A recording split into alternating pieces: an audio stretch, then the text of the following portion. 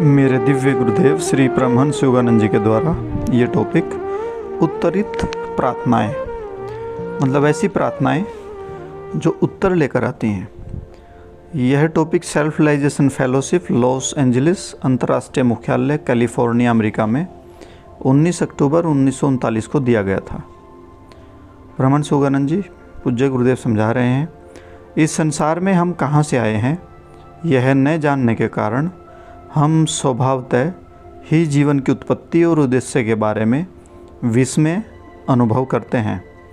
हम एक सृष्टा के बारे में सुनते हैं, उनके बारे में पढ़ते हैं, परंतु उनसे संपर्क करने का कोई तरीका नहीं जानते। हम केवल इतना ही जानते हैं कि सारी सृष्टि उनकी प्रज्ञा यानी कि उनकी ज्ञान यानी कि उनकी ऊर्जा से व्यक्त होती है। जैसे एक छोटी सी घड़ी की सूक्ष्म कारीगरी घड़ी बनाने वाले के प्रति हमारी सराहना को जागृत करती है, और किसी कारखाने में लगी महाकाय जटिल मशीनों को देखकर हम उनके आविष्कारकर्ता की बुद्धि पर आश्चर्य करते हैं। उसी प्रकार जब हम प्रकृति के आश्चर्य को देखते हैं तो उनके पीछे छुपी प्रज्ञा पर आश्चर्य करते हैं। हम अपने आप से पूछते हैं, किसने दिया पुष्प को यह जीवंत रूप, और क्यों यह सूर्य की ओर आकर्षित होता है? उसे सुगंध और सौंदर्य कहाँ से मिला? उसकी पंखुड़ियाँ इतने परिपूर्ण तरीके से कैसे बनी, और उनमें इतने सुंदर रंग कैसे भर गए?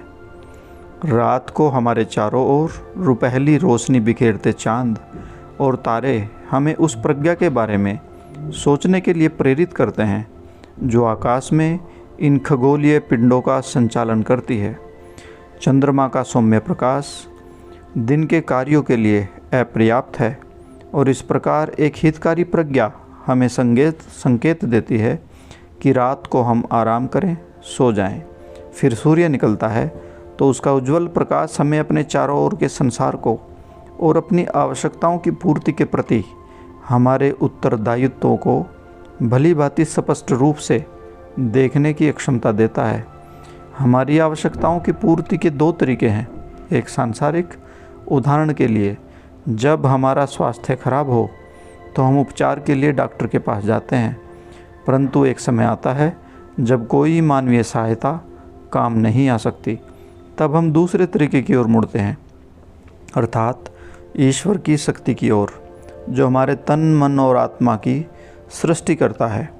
सांसारिक शक्ति सीमित है, और जब उससे काम नहीं बनता तो हम असीम ईश्वरीय शक्ति की ओर मुड़ते हैं।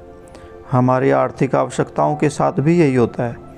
जब हम अपना पूरा प्रयास कर चुके होते हैं फिर भी वह अपर्याप्त रहता है, तब हम उस ईश्वरीय शक्ति की ओर मुड़ते हैं। प्रत्येक व्यक्ति सोचता है कि उसकी समस्याएं सबसे विकट हैं।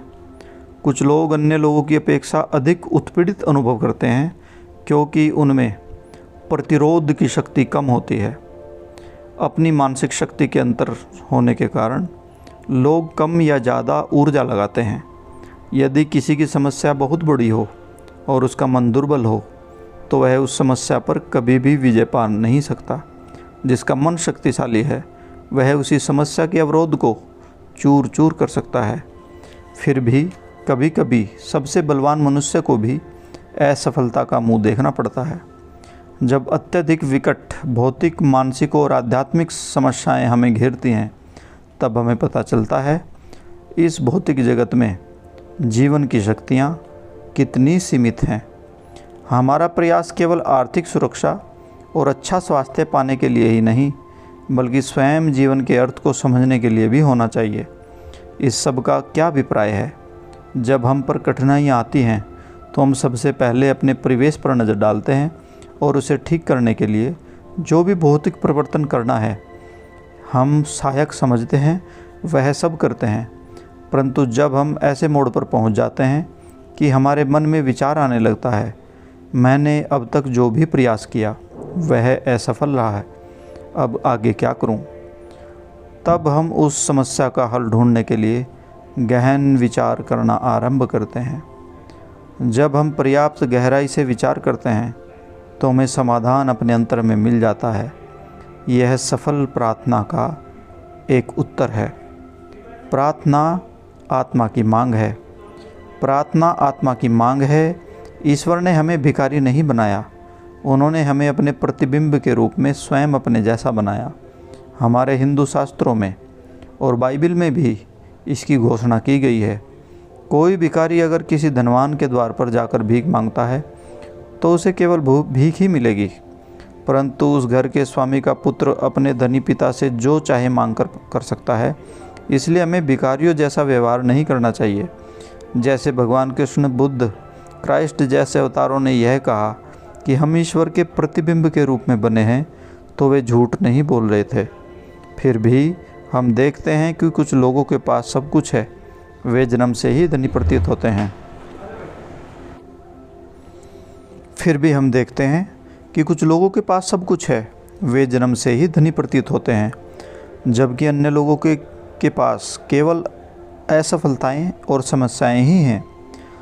तो उन लोगों में ईश्वर का प्रतिबिंब कहाँ है? ईश्वर की शक्ति हम में से प्रत्येक में है। प्रश्न यह है कि उसे कैसे विकसित किया जाए। मुझे ईश्वर के जो अनुभव मिले हैं, उनसे जो मैंने सीखा, उसका यदि हम या आप पालन करेंगे तो आप जिस उत्तर की तलाश कर रहे हैं वह आपको अवश्य मिलेगा। विगत काल में आप जो अपनी प्रार्थनाओं का उत्तर न मिलने से आप नाराज़ हुए हैं, परंतु विश्वास मत खोइए। प्रार्थनाएं सफल होती हैं या नहीं, यह जानने के लिए पहले आपके मन में प्रार्थना की शक्ति के विश्वास का होना अत्यावश्यक है। आपकी प्रार्थनाएं इसलिए सफल नहीं हुई होंगी क्योंकि आपने भिखारी का रवैया अपनाया। फिर आपको यह भी मालूम होना चाहिए कि आप अपने परमपिता से अधिकार के साथ क्या मांग कर सकते हैं। आप अपने पूरे मन और पूरी शक्ति के साथ पृथ्वी का स्वामी बनने के लिए प्रार्थना करें, परंतु आपकी प्रार्थना स्वीकार नहीं होगी क्योंकि भौतिक जीवन से संबंधित सभी प्रार्थनाएं सीमित हैं। उन्हें ऐसा होना ही पड़ेगा। मनमानी इच्छाओं की पूर्ति के लिए भगवान अपने नियमों को नहीं तोड़ते, परंतु प्रार्थना करने का एक उचित ढंग है। कहते हैं बिल्ली को 9 बार जन्म मिलता है, समस्याओं को 99 बार। आपको समस्याओं की बिल्ली को मारने का एक विश्वस्त मार्ग ढूंढना है। प्रार्थना को प्रभावी बनाने का रहस्य इसमें है कि हम भिखारी की हैसियत छोड़कर ईश्वर की संतान की हैसियत बना लें। जब आप उस चेतना से ईश्वर से प्रार्थना करेंगे, तब आपकी प्रार्थना में शक्ति और विवेक दोनों होंगे। इच्छा शक्ति में ही सफलता का बीज होता है। अधिकांश लोग जब कुछ ऐसा पाने की कोशिश कर रहे होते हैं जिसका उसके लिए बहुत महत्व है, तो वे अत्यधिक अशांत और तनावग्रस्त हो जाते हैं। अधीर और अशांत कार्य ईश्वर की शक्ति को आकर्षित नहीं करते, परंतु इच्छा शक्ति का निरंतर शांत शक्तिपूर्ण प्रयोग सृष्टि की शक्तियों को झकझोर देता है और अनंत से उत्तर प्राप्त करता है। आप जो कुछ भी करना चाहते हैं, उसकी सफलता का बीज आपकी इच्छा की शक्ति में है। कठिनाइयों से बुरी तरह आहत हुई इच्छा की शक्ति थोड़े समय के लिए पंगु हो सकती है, परंतु जो कृत संकल्प मनुष्य यह कहता है कि मेरा शरीर भले ही टूट जाए, परंतु मेरी इच्छा शक्ति रूपी मेरा सिर कभी नहीं झुकेगा, वह इच्छा शक्ति की सबसे बड़ी अभिव्यक्ति को प्रदर्शित करता है। इच्छा की शक्ति ही आपको दिव्य बनाती है। जब आप उस इच्छा की शक्ति का प्रयोग करना बंद कर देते हैं तो आप एक नश्वर मानव बन जाते हैं। बहुत लोग कहते हैं कि हमें अपनी इच्छा शक्ति का प्रयोग परिस्थितियों को बदलने के लिए नहीं करना चाहिए, ताकि हम ईश्वर की योजना में हस्तक्षेप न करें। परंतु यदि हमें इच्छा शक्ति का प्रयोग न करना होता तो ईश्वर हमें वह शक्ति देते ही क्यों? एक बार मैं एक ऐसे सन के आदमी से मिला जो कहता था कि वह इच्छा शक्ति के प्रयोग में विश्वास नहीं करता क्योंकि उसे अहंकार बढ़ता है। आप अभी मेरा विरोध करने के लिए बहुत सारी इच्छा की शक्ति का प्रयोग कर रहे हैं। मैंने उनसे कहा, आप बोलने के लिए भी उनका प्रयोग कर रहे हैं और खड़े होने के लिए, खाने के लिए, सिनेमा जाने के लिए, यहाँ तक कि सोने के लिए भी इच्छा शक्ति का प्रयोग कर रहे हैं। आप जो कुछ भी करते हैं उसमें इच्छा शक्ति का प्रयोग करते हैं। इच्छा शक्ति के बिना आप केवल एक यंत्रवत व्यक्ति यानी कि रोबोट बन जाएंगे। वे जो महात्मा इच्छा शक्ति का प्रयोग करते हैं वे दर्शा रहे हैं कि मनुष्य को वासनाओं के अधीन रहने वाली अपनी इच्छा शक्ति को झुकाकर ईश्वर की इच्छा के साथ जोड़ना सीखना चाहिए। इसलिए जब दृढ़ता से उचित प्रार्थना की जाती है तो वह इच्छा शक्ति बन जाती है। आप जिस परिणाम के लिए प्रार्थना कर रहे हो उसकी संभावना में आपको पूर्ण विश्वास होना चाहिए। आपको यदि घर की आवश्यकता हो और आपका मन कह रहा हो, अरे मूर्ख, घर बनाना तेरे बस की बात नहीं, तो आपको अपनी इच्छा शक्ति को और अधिक बलवान बनाना चाहिए। जब आपके मन से बस की बात नहीं निकल जाएगा तब ईश्वर की शक्ति उसका स्थान ले लेगी। आपके लिए आसमान से कोई घर नहीं गिराया जाएगा। आपको उस लक्ष्य की प्राप्ति के लिए रचनात्मक कार्यों द्वारा इच्छा शक्ति को निरंतर प्रयुक्त करते जाना होगा। जब आप असफलताओं से हार माने बिना निरंतर प्रयास करते रहेंगे तो आपकी इच्छित वस्तु को प्रकट होना ही पड़ेगा। जब आप लगातार अपने विचारों और कार्यकलापों में उस इच्छा शक्ति का प्रयोग करते रहते हैं जिसकी आप इच्छा कर रहे हो, उसे साकार होना ही पड़ेगा। यदि आपकी इच्छा के पूर्ण होने का कोई तरीका दुनिया में न हो, तब भी अगर आपकी इच्छा शक्ति निरंतर दृढ़ बनी रहती है तो इच्छित परिणाम किसी न किसी तरह प्रकट हो ही जाएगा। इस प्रकार की इच्छा शक्ति में ही ईश्वर का उत्तर होता है, क्योंकि इच्छा शक्ति ईश्वर से ही आती है और अखंड इच्छा शक्ति दैवी इच्छा शक्ति बन जाती है।